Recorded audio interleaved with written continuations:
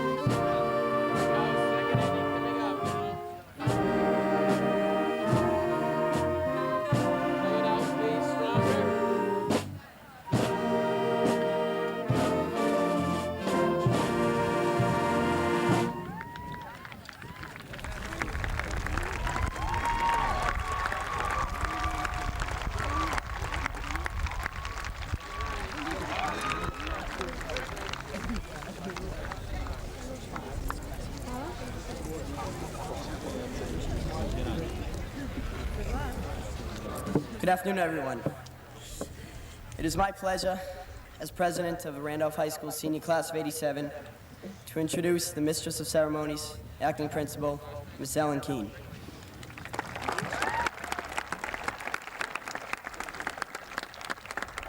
Good afternoon and welcome to the Randolph High School graduation exercises of the class of 1987. We'll begin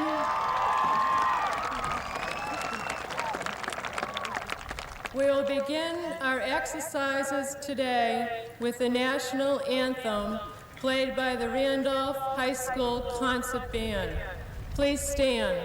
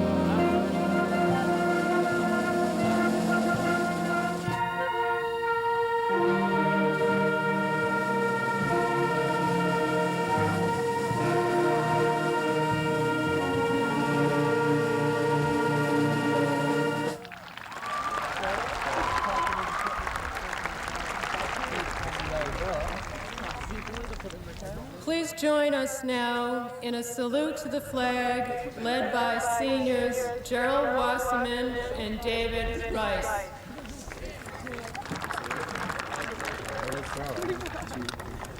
I pledge allegiance to the flag of the United States of America and to the republic for which it stands, one nation, under God, indivisible, with liberty and justice for all.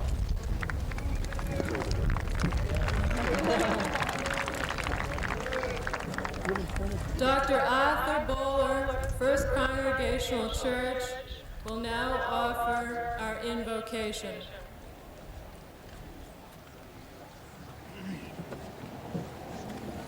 Let us pray. Eternal God, we turn to Thee for Thy blessing upon us this day as we stand here in the presence of these nearly 400 excellers, these young men and women who have accomplished this major step in their lives and are now looking forward to greater things. We thank You for every one of them. We miss those two who deserve to be here, who earned the right to be here, Philip Saber and Zuzu Lumba.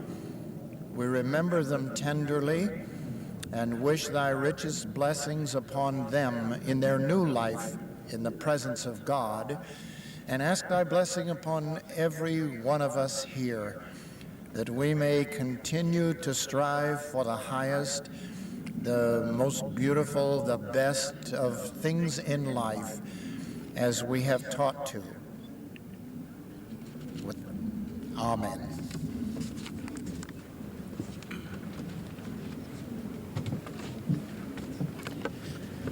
Please join me now in a moment of silence in the honor of our principal, Mr. Philip Saber, and our departed senior, Aziella Lamba.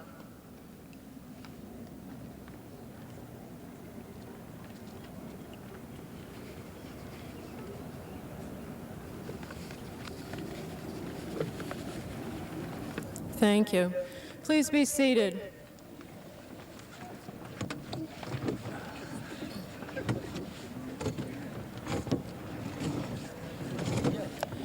Before we proceed with the rest of our program, I would like to make a few personal comments. Several months ago, our principal, Mr. Philip Saber, asked me to serve as Mistress of Ceremonies for today's graduation.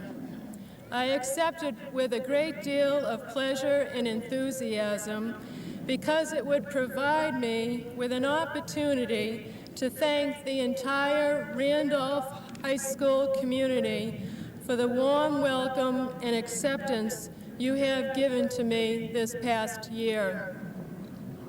I would like to thank Mr. Philip Saber, who I know is here with us today, for being my mentor and friend, and for teaching me what it takes to be a high school principal. I will always remember his warmth, his intelligence, his sense of humor, and most of all, his love for the people at Randolph High School. To Mr. Richard Power and the entire faculty and staff of Randolph High School, I cannot find words strong enough to express my sincere appreciation for your kindness, support, and assistance during this past school year, and particularly during these past few weeks. To the students and parents, I know I speak for the entire faculty and staff in expressing our thanks for your many kindnesses and cooperation.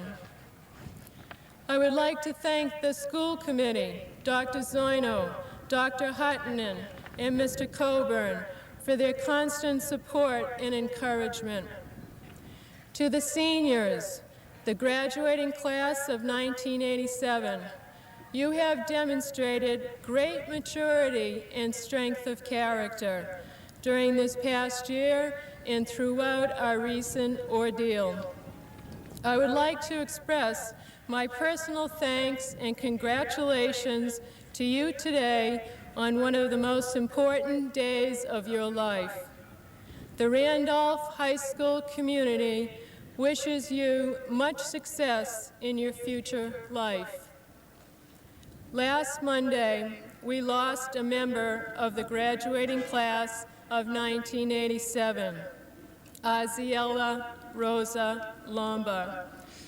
On behalf of the faculty and students at Randolph High School, I want to express our condolences to her family who are with us today. I will now read a remembrance written by several teachers and friends of Zizi. It is fitting for us to share with you our memories of Aziella Lomba, known to all of us as Zizi, who is graduating with us today in spirit. Zizi had a personality incomparable to that of anyone else's. The aura she generated could put a smile on the face of even the most depressed person. As a friend, she was tender, caring, very creative, outgoing, truly faithful to, and protective of all she loved. She understood shyness and yet had the ability to help people overcome it. Zizi was a hard-working student who sometimes taught more than she learned, for she was a peacemaker. All she wanted was for everyone to be happy. We are sure she is happy where she is now. We are sure that God is proud of her and the work she did to help others. She is here in our hearts, and it is there that she will always remain. At this time, I would like to announce that Mr. Thomas Flatley, founder and president of the Flatley Company, which operated the Hollywell Healthcare Center in Randolph, has donated a $1,000 scholarship in memory of Aziella Lomba.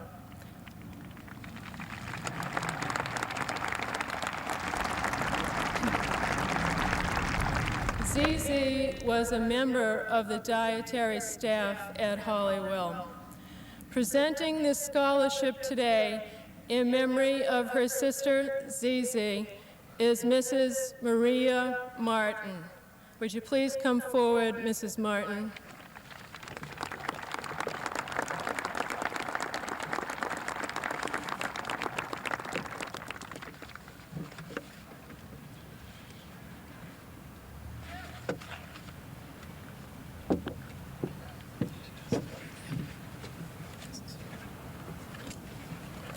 The winner of the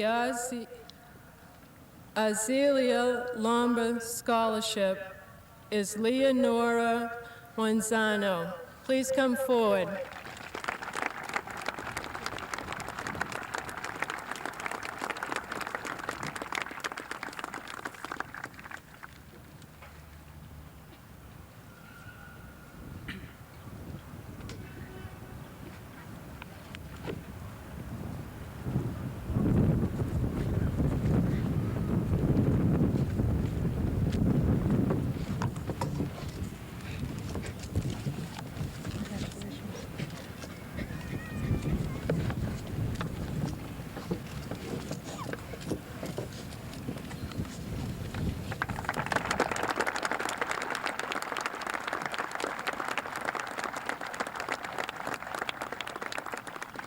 I would also like to announce that the Afro-American Club at Randolph High School has donated all of the proceeds from their recent production of Roots in Rhythm to the Aziella Lomba Art Scholarship Fund to be awarded at a later date.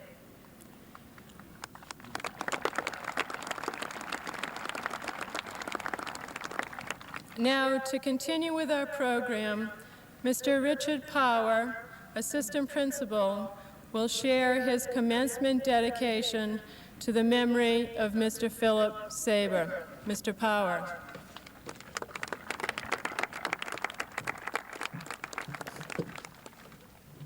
Good afternoon, Reverend Bowler, distinguished and invited guests, graduates, families, and friends. I'm honored to speak at the 1987 graduation ceremonies of Randolph High School, and particularly to play a role in dedicating these ceremonies in memory of my dear friend and yours, Phil Saber, principal of Randolph High School. Although we all share in the enjoyment of this graduation, we do have feelings of sadness and regret that our principal is not here to extend his own personal congratulations.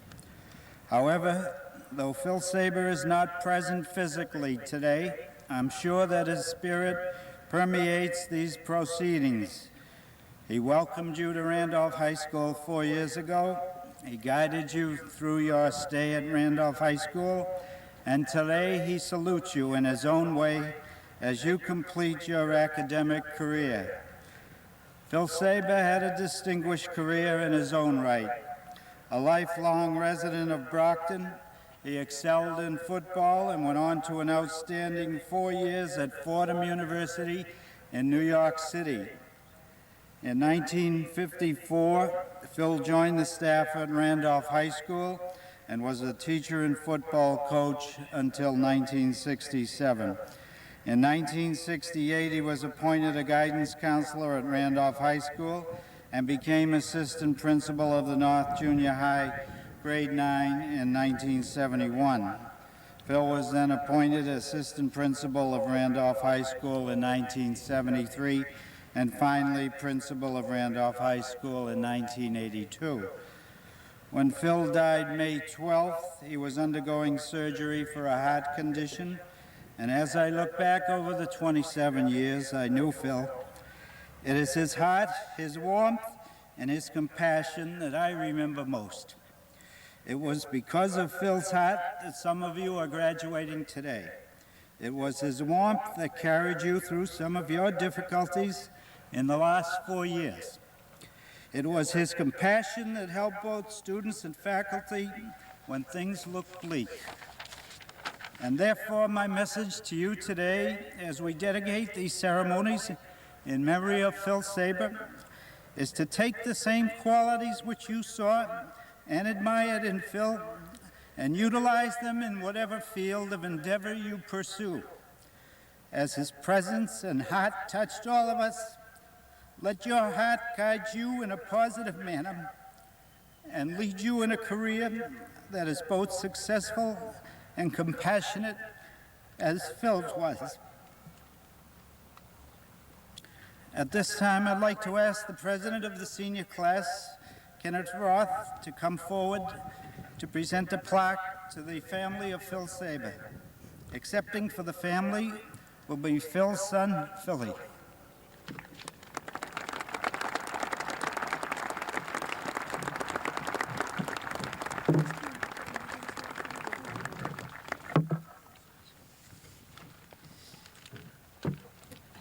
I'd like to present this plaque to you. It reads, in recognition of his dedication to the students of Randolph High School, the graduating class of 1987 hereby dedicates the graduation ceremonies on June 7th, 1987, in memory of Philip M. Saber, teacher, coach, counselor, assistant principal, principal, and friend.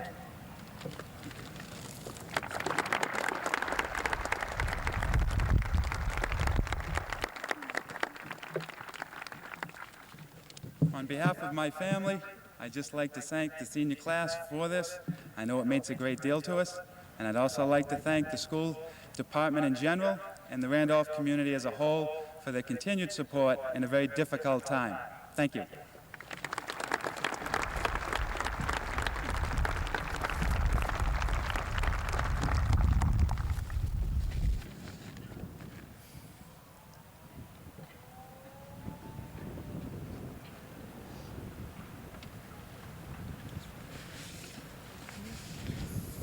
I'd also like to mention that there is a committee being formed for the Philip M. Saber Memorial Scholarship, and we will publicize more information regarding this matter in the days ahead. And finally, best of luck, and we wish you Godspeed and success in the years ahead. Thank you.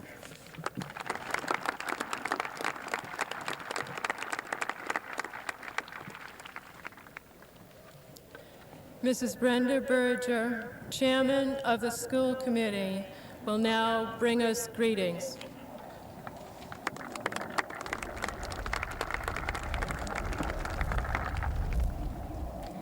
As Chairman of the Randolph School Committee, it is my pleasure this afternoon to bring you greetings and best wishes on behalf of the entire committee. With us this afternoon are Vice Chairman Neil Conlon, I think he's over there, Michael Bauer, who has worked directly with so many of you through our Student School Committee, Robert Gass, and David Harris. It is difficult to stand here in an unemotional, unbiased fashion to address this particular group of very special students and parents. The fact of the matter is that I think you're the greatest. 13 years ago, this most involved, caring group of parents joined together with me and pledged to work towards supporting and improving our educational system. Through these past years, we've worked hard for you, our graduates, whom we love so dearly. As I look out and see so many old friends, former school fair workers, PTO presidents, activists, and supporters, I feel as though I am with family. I thank the parents of this class of '87, and so will future generations of students and teachers. But what about you, the graduates. To say that you've made us proud is an understatement. The distinct personality that characterizes this class is an example for all to follow. What do people say about you? You're really nice kids. You're supportive of each other. You care. This attitude has certainly been graphically displayed to me during the trying times of these past few months, as well as during the happy times.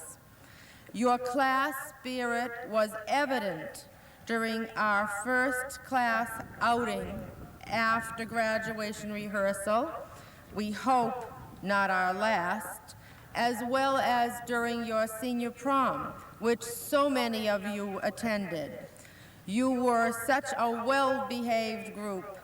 You practically made the chandelier fall off the ceiling as you partied the night away. I must mention another characteristic of this class that has come to light during the last few weeks. I never realized how you bought into the, quote, American dream, unquote. Never have I seen a yearbook filled with such aspirations. The majority of you want to be successful. We have in front of us a class filled with students who want to be rich, to be filthy rich, to own Ferraris and Lamborghinis, perhaps designed by a rich car designer, to be famous, to be number one, and to be continually happy. Everyone envisions himself or herself as the president of a major corporation. And we even have a student who wants to be the president of Austria.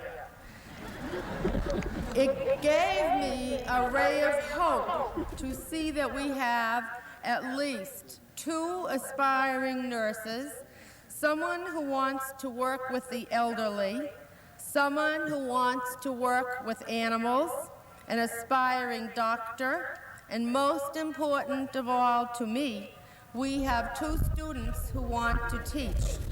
May I suggest it is essential that somehow the best and brightest of you be enticed into entering the teaching profession. No one knows better than you the importance of being taught by a capable and caring teacher.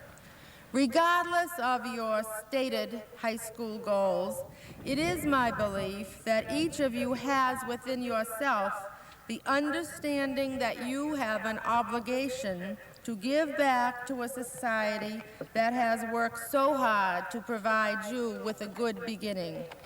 Some of you may be saying to yourself, "That's not me you're talking about. I'm not a part of that good kid crowd." Well, perhaps we've failed some of you. However, one way or another, you have made it. You're here with the rest of your classmates. You'll all be receiving the same diploma, and there's always tomorrow. Perhaps we have learned from you, and perhaps you have learned from us. Let me assure you that the intent of the Randolph school system is to include, not exclude, students. As a class, your achievements have made us very proud. This has been an outstanding year for our athletes, musicians, drama students, and scholars. Academically, Randolph High School has done better than ever before. This year, 81% of our students will be going on to higher education, a record. Approximately 61% will be attending 4-year schools. 17% will attend 2-year schools, and 3% are still deciding. 10% of our students will be attending highly selective schools.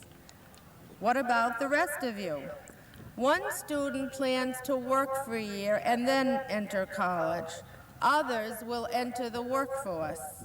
Of the 42 students entering the workforce, 30 already have jobs.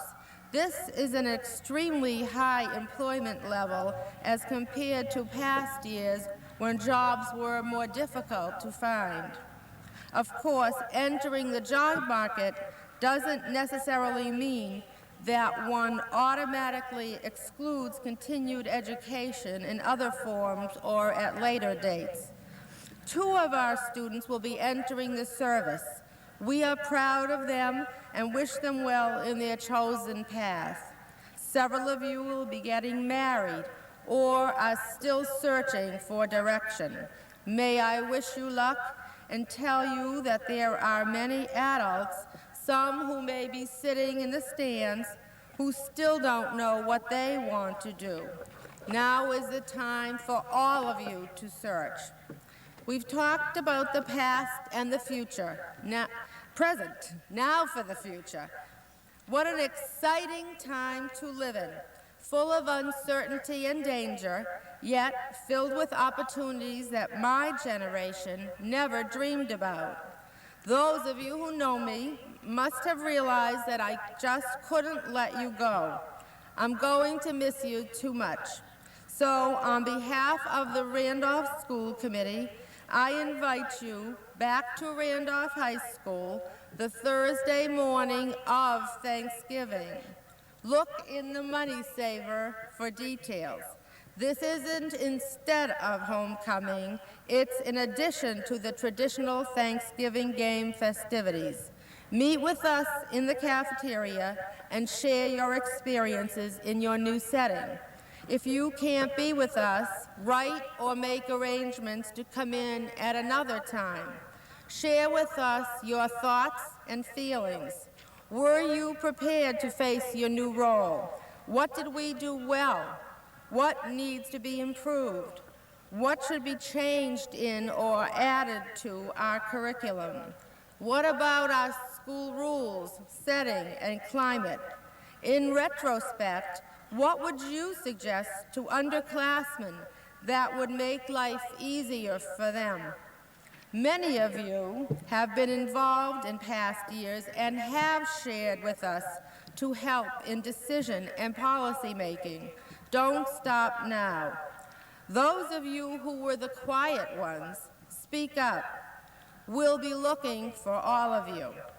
In conclusion, may I extend on behalf of the entire committee our best wishes to the graduates, their families and friends.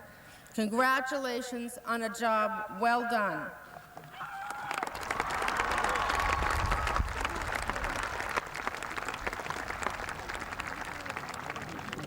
Dr. John Zoino, Superintendent of the Randolph Public Schools, will also share his greetings with us.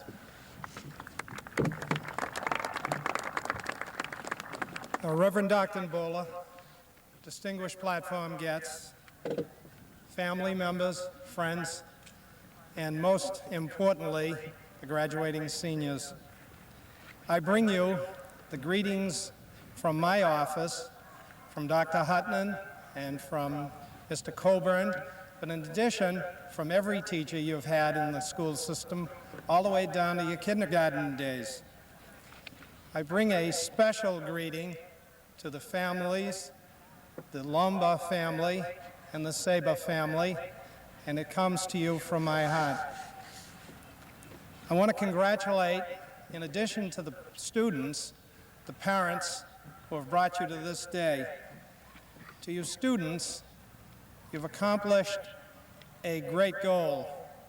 Your social skills have been developed, and you've been great at it.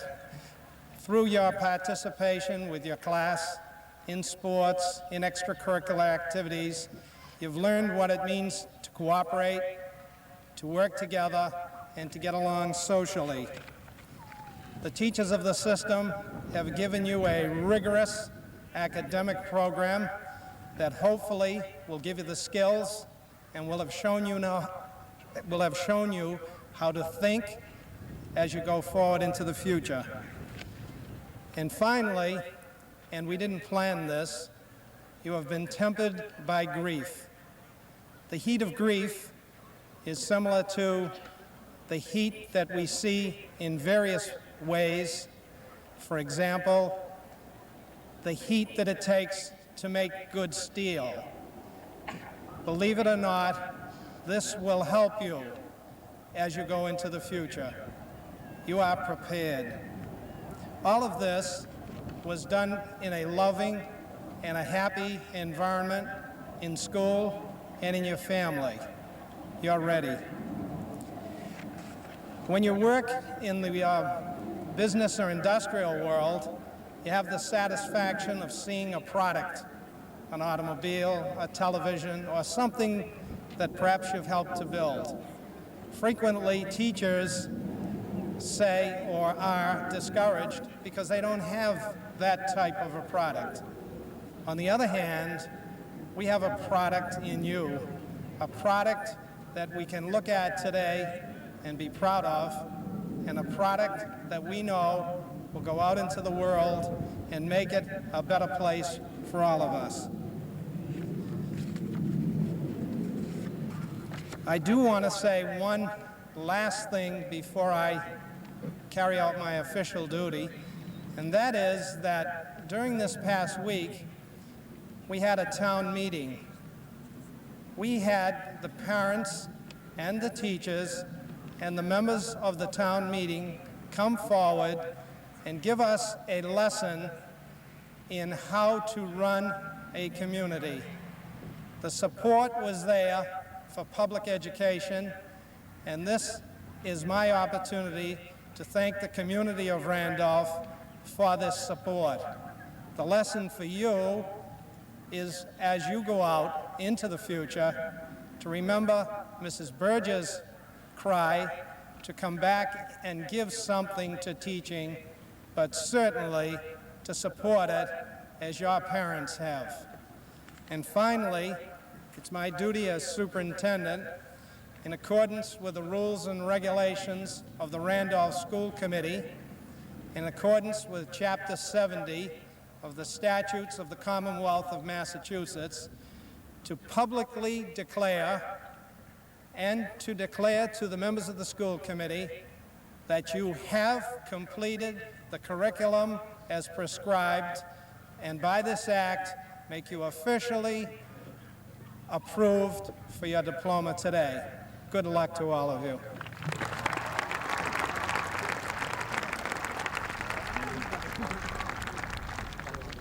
Kenneth Roth, President of the class of 1987, will now present his message.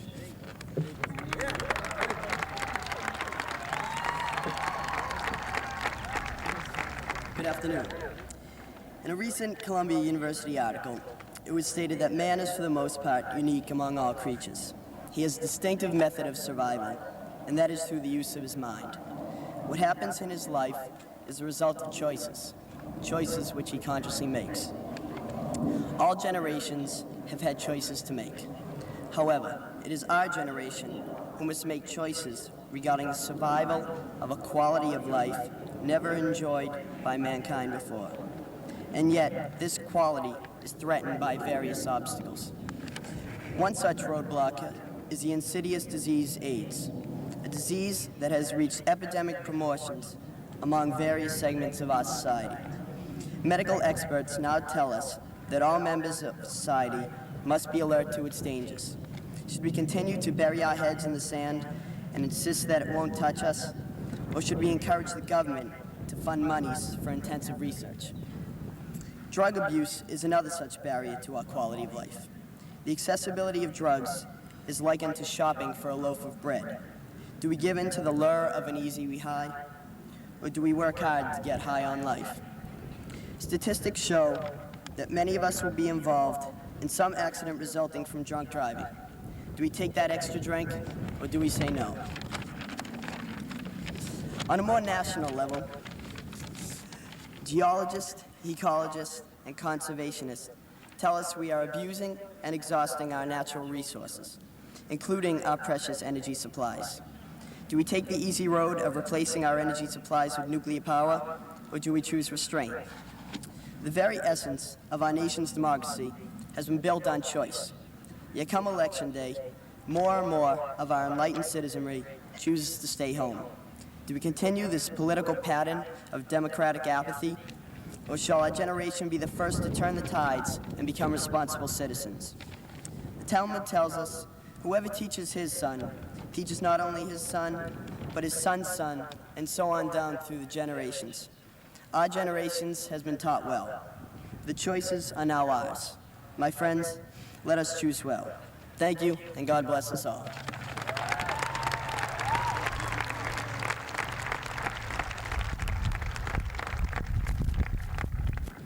The first of the principal speakers is Joanne Pokaski, Salutatorian.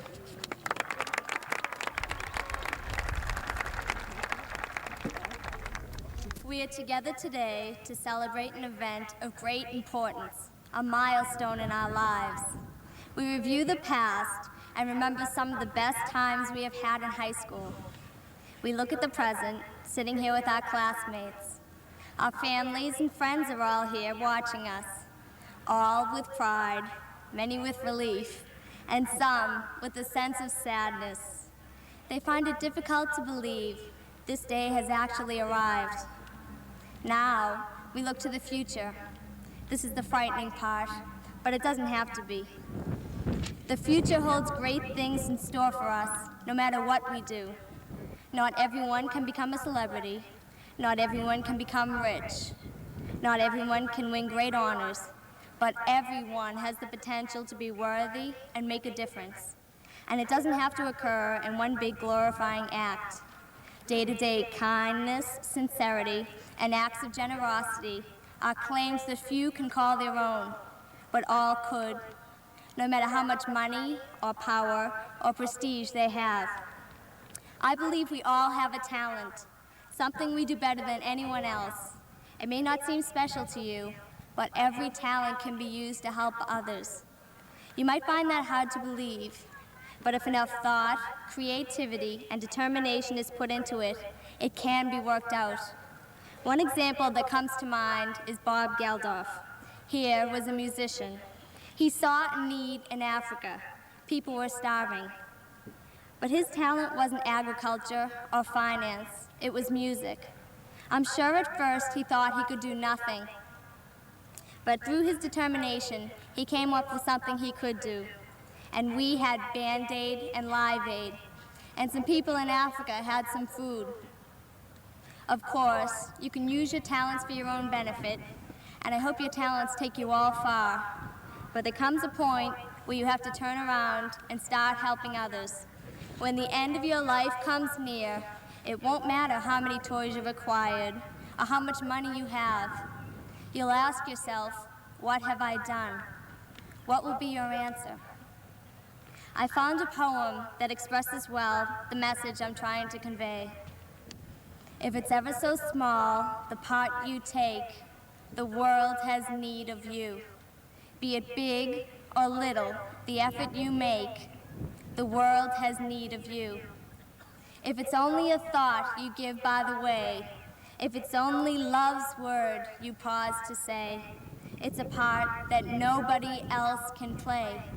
So the world has need of you. By your smile, you can change another's life. By a word, you can bring peace out of strife.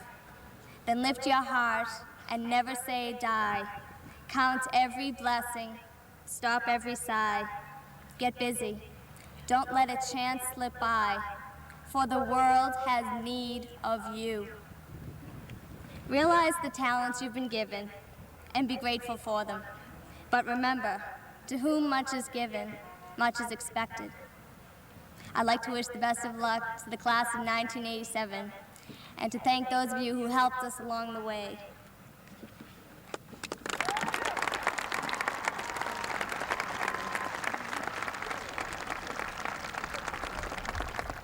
Our final principal speaker is Adam Sandusky, Valedictorian.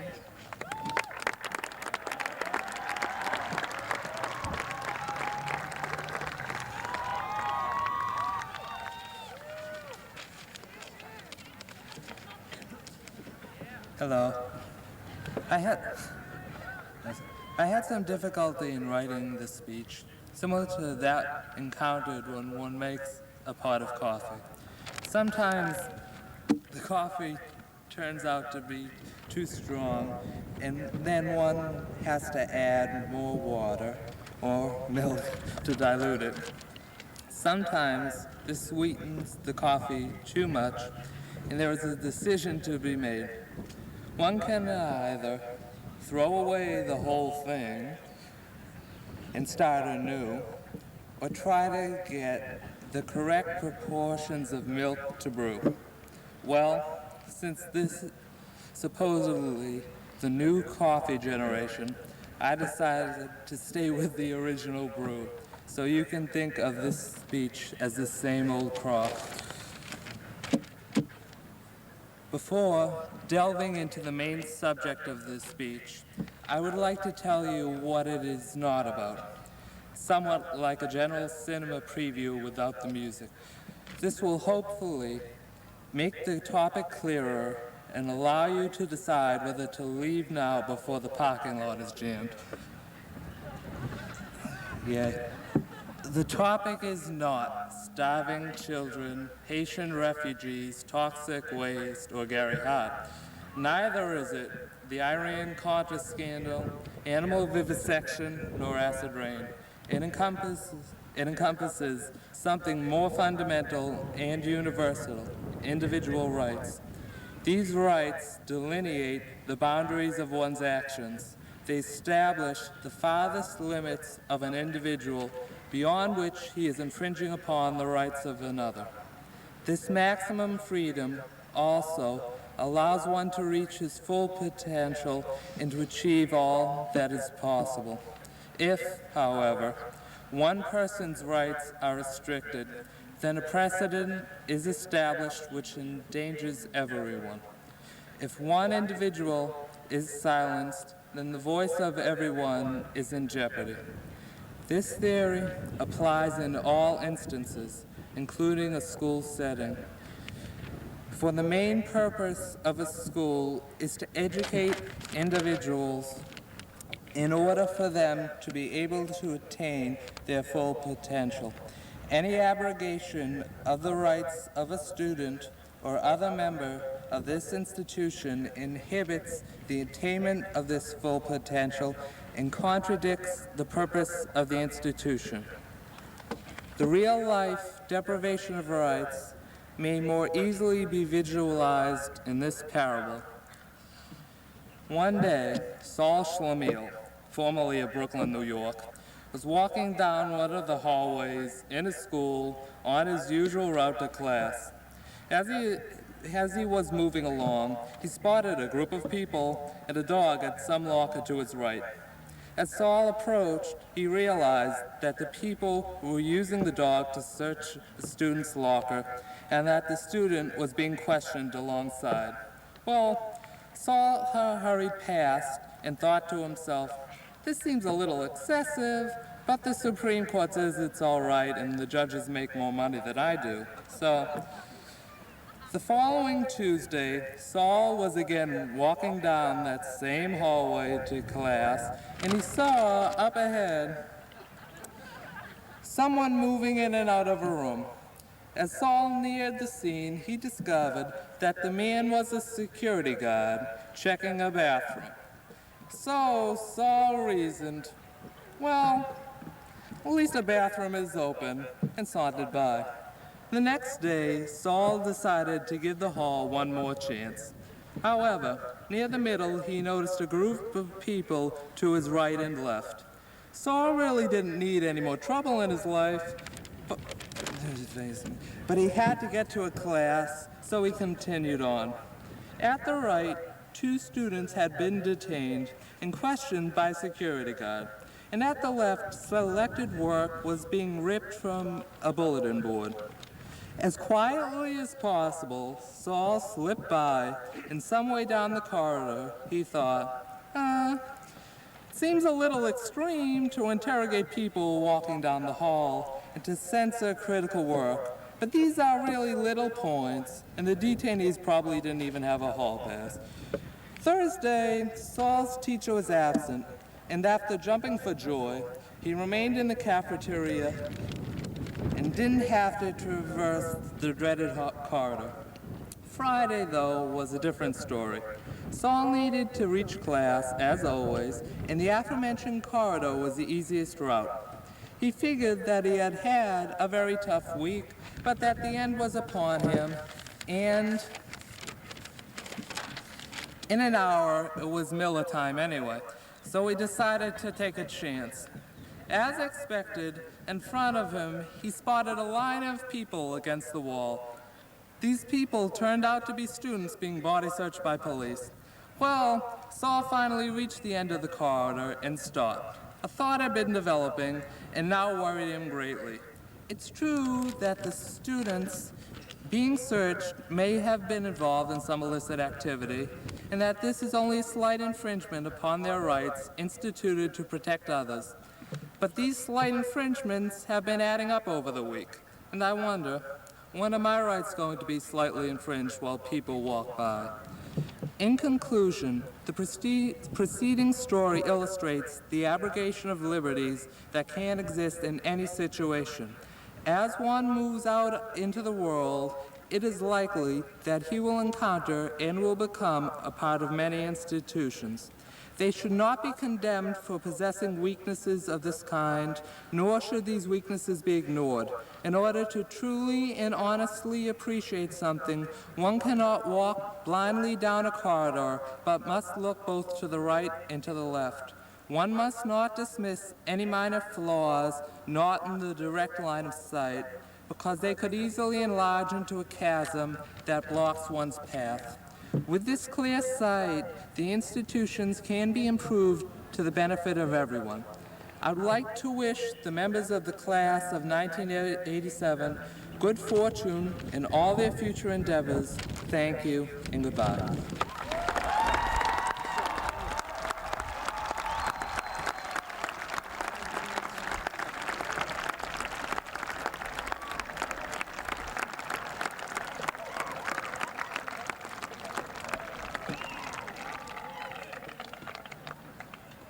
Kenneth Ross, Joanne Pokaski, and Adam Sandalski will now recite a poem in memory of Mr. Philip Saber.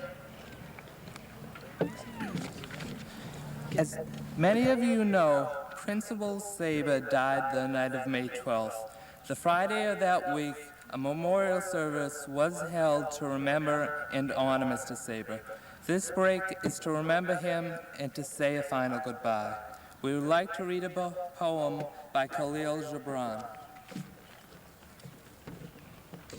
And death on earth, to son of earth, is final, but to him who is ethereal, it is but a start of triumph certain to be his.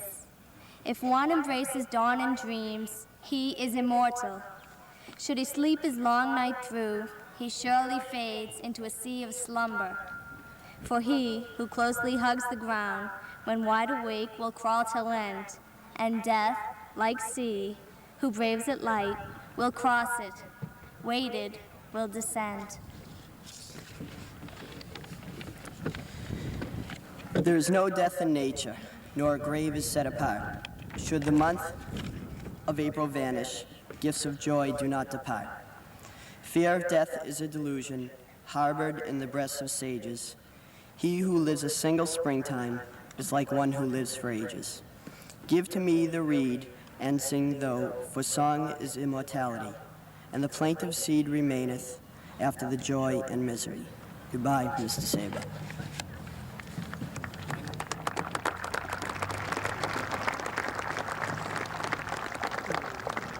And now, to conclude our program, Mrs. Berger and Dr. Zorno, assisted by Kenneth Roth, will present diplomas to the members of the graduating class of 1987.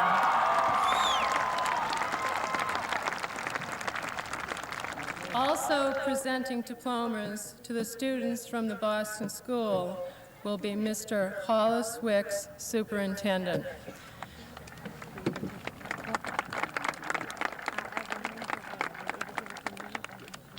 Mr. Richard Power, Assistant Principal, will be reading the names of the members of the graduating class. We ask all present here today to wait until the last student has received their diploma. Thank you for coming.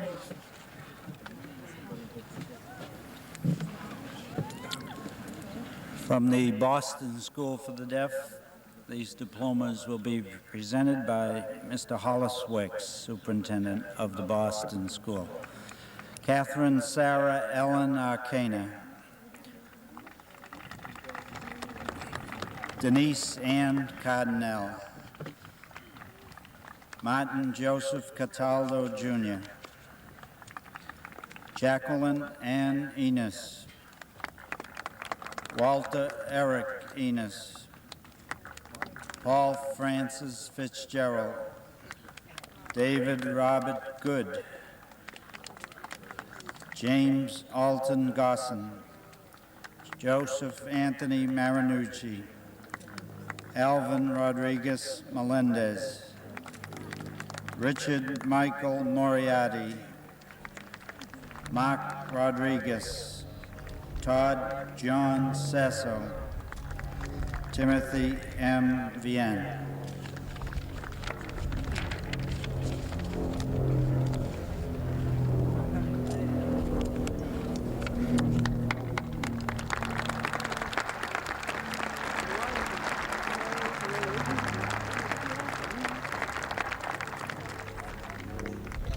The next group of students from Randolph High School graduating with honors: Stacy G. Albert,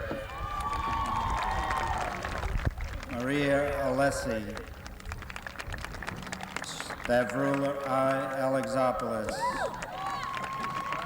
Ryan Matthew Aronoff, Todd L.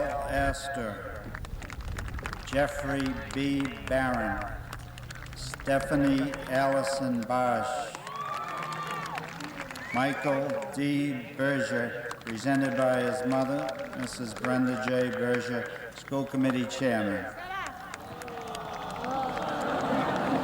Laurie E. Burla, Douglas S. Bornstein, Laurie A. Bowen, Stephen C. Brennan, Scott E. Buckman, Brian J. Busnack, Lauren Rose Cabbage, Michelle J. Camille, Michelle E. Cerruti, Tara Karen Clemens,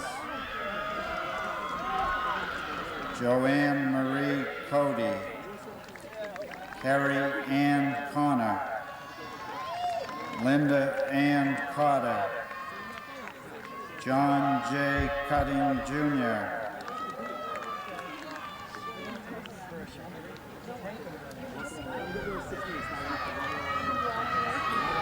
Leslie Ann Dorkendorf, Michelle M. Eaton, Karina Heidi Eggerts, Robert Emerson Jr., Jennifer Marie Engels, Tracy Lynn Factor, Alyssa Marie Finocchiaro, Gabrielle S. Friedman, Kelly R. Fry, Diana Lynn Gladley, Neil M. Goldberg, Rita J. Goldman, Michael Gerald Green, Mark R. Hansen, David A. Harrington, Christine Marie Haley, Ana R. Enriquez,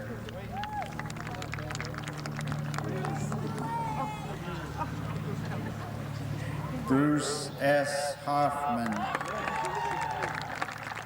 Tracy Ellen Horowitz, Laura E. Hyman, Michael A. Hyman, Julie Beth Isaacson, Astrid Jean-Louis, Julie Renee Kahn, Brian P. Camito, Bruce Wayne Neller,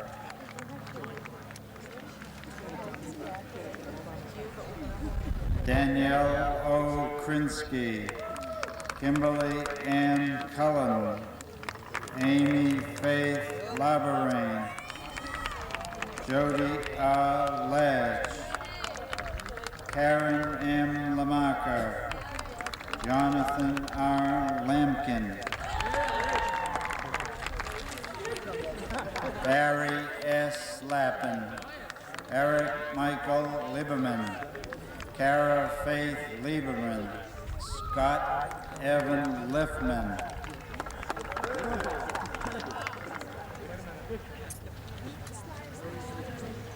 Andrew Scott Liss, James M. McGregor, Anthony Theodore Marag, Melissa Margaret Mascarenas, Kelly Ann R. McCarthy, Sean Patrick McDonald, Michelle Ann McPartland, Danny Memelo, Brian R. Myers, Sherry Lynn Neal, Adam F. Needell, Tracy Lynn Needleman, Nancy Ann O'Mara,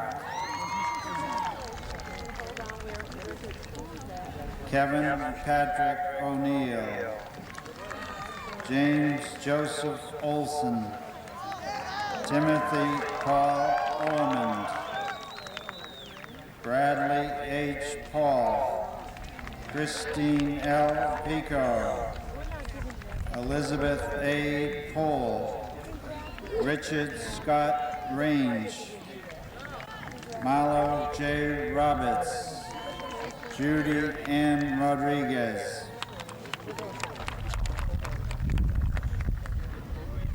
Daniel Ira Roos, Michael L. Rothman, Stephen M. Sadler, Robert M. Sander, Mark David Schneider, James Scott Shapiro, David Schuster, Nancy Meredith Sirota, Lauren J. Small, Gay Cheryl Smith, Aaron Edward Stein,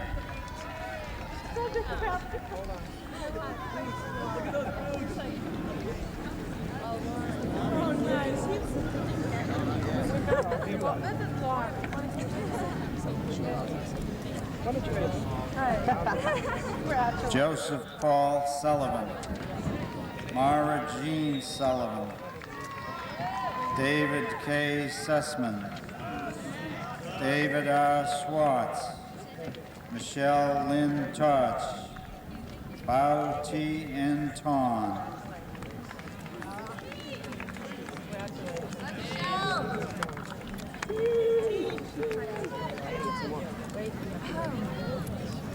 Stephanie Marie Walker, Elizabeth A. Weiner, Jeffrey Keith Weingart, Alyssa Lynn Wexler, Stephen Mark Wilkins, Judy F. Wu, Craig H. Selvin, Stephen G. Zervis,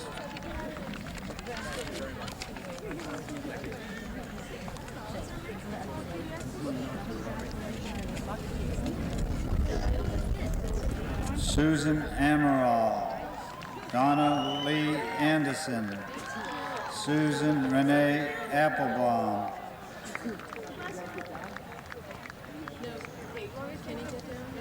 Paul A. Asnes,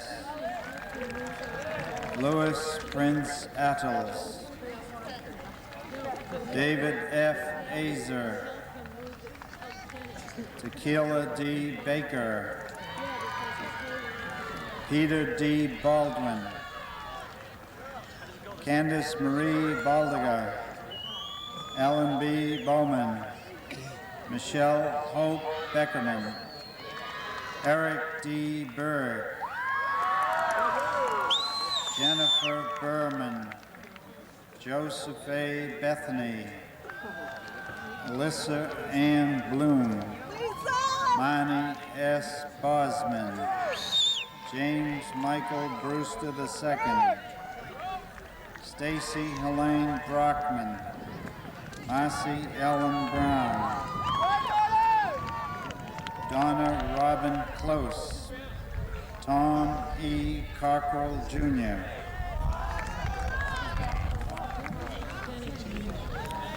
Barry Paul Cohen, Jill Cohen, Mark D. Cohen, Robert D. Calamaria, Christine Collins, Anthony Joseph Coster, Kerry M. Crowley, Karen Marie Cugini, Maureen Daly, Lisa J. DiBiase, Michael Robert Dennehy, Holly A. Dixon, Joseph P. Donahue, Kimberly Jean Durand, Haley J. Epstein, Patricia Ann Fahey, Mitchell H. Farber, Barbara Ann Feinberg, Susan K. Ferragamo, Elaine A. Ferris, Jessica Lynn Flash, Edward Frank Fontaine, Alex J. Foreman, Elaine Beth Phlox, Robert T. Francis, William A. Frank,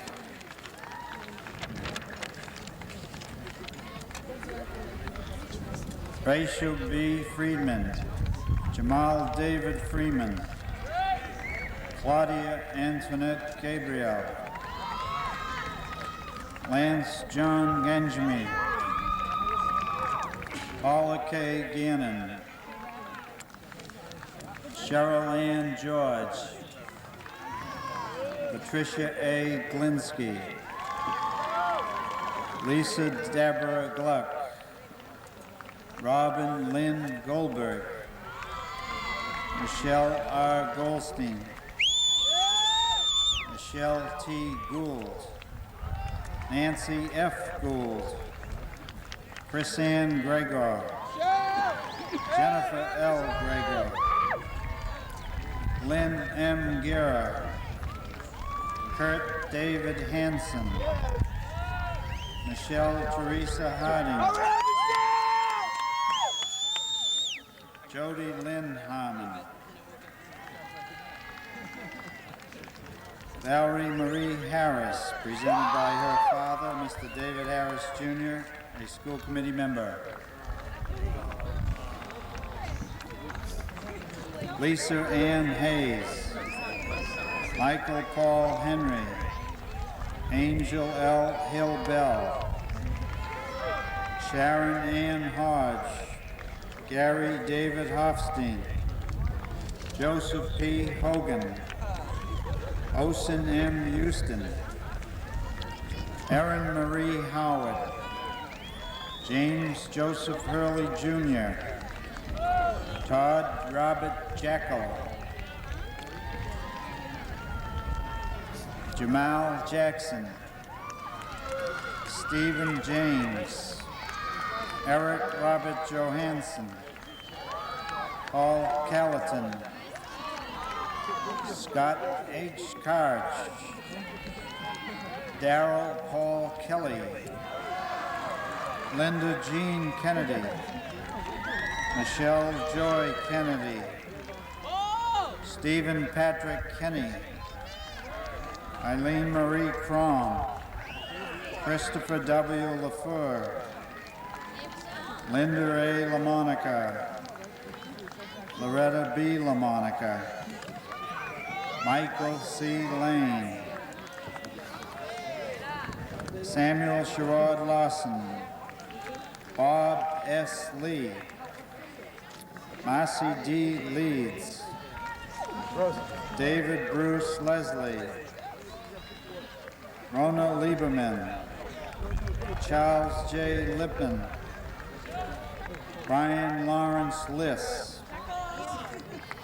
Michael S. Locke,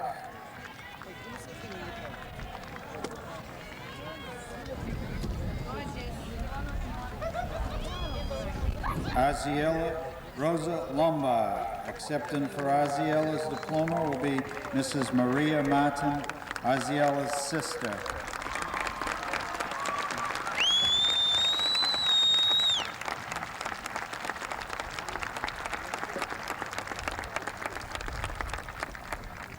Patricia Ann Leiden, Rachel Ann MacDonald, Michelle McLennan, William M. Macri, Louis R. Madeira, Gail P. Mahoney, Leonora T. Manzano, Greg Marcus, William G. Marquardt, Russell James Madsen, Maureen M. McCafferty, Jean Marie McCormick, Shannon Lee McNeely, Donald Sidney McNeil III,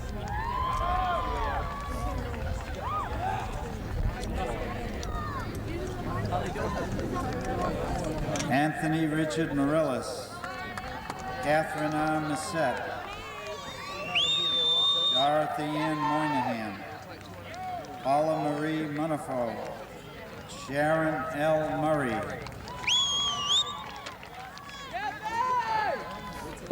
Sheila Murray,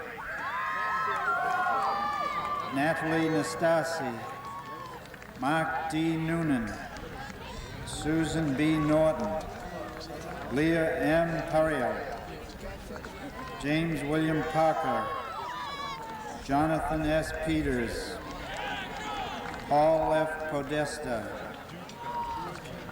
David W. Powers, Thomas F. Powers, Linda S. Prelak, Michael K. Princiotta, Stanley Prow, Christine Marie Quinn, Avi B. Rappaport, Amy B. Raw, Danny J. Riley,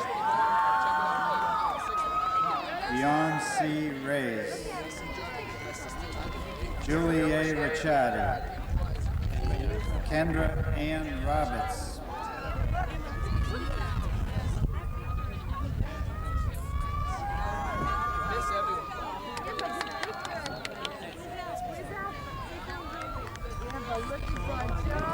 James S. Rothman, Michelle Mary Ross,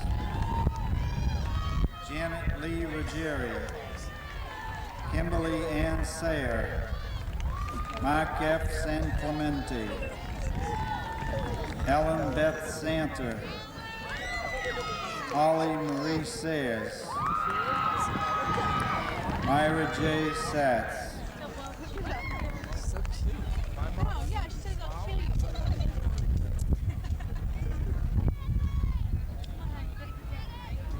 Eileen Pamela Schiffman, Don E. Schlossberg, Adam K. Skulnick, Manish K. Shaw, William P. Shattuck, Stephen Shields, Brian Clifford Smith, Jacqueline A. Smith,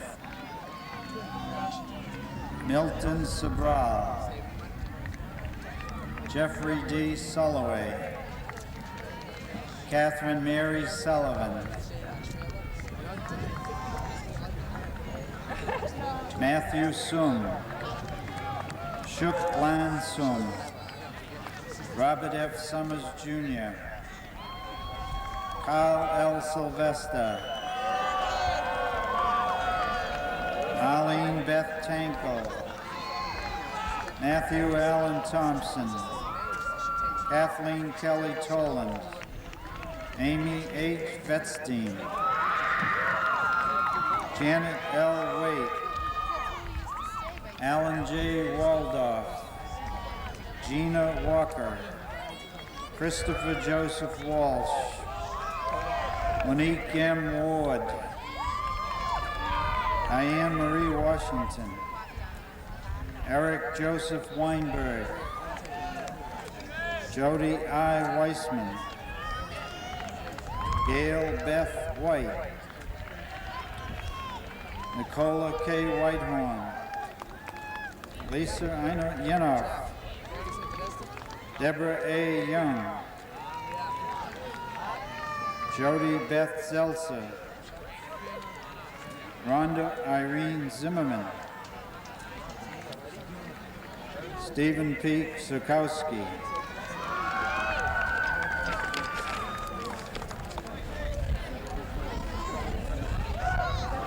the final group of graduates includes students graduating with high honors, top ranking, and class officers. Susan R. Arnold, David Robert Bass, Thomas Leo Hebert of the Boston School, diploma presented by Mr. Hollis Wicks, Superintendent of the Boston School. Amy B. Horwitz, Jamie Beth Clayman, Jennifer F. Michaud, Scott M. Patterson, David A. Rice, Kim Lisa Schultz, Gerald S. Wasserman, Sin Yan Wong, our salutatorian, Joanne Marie Pekoski, our valedictorian, Adam Sandowski, our class treasurer, Adam S. Rosenberg, our class secretary, Vasiliki J. Alexopoulos, our class vice president, Mark Charles Heimovitz,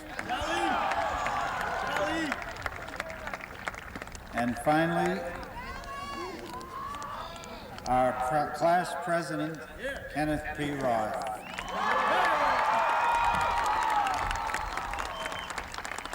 Congratulations to you all.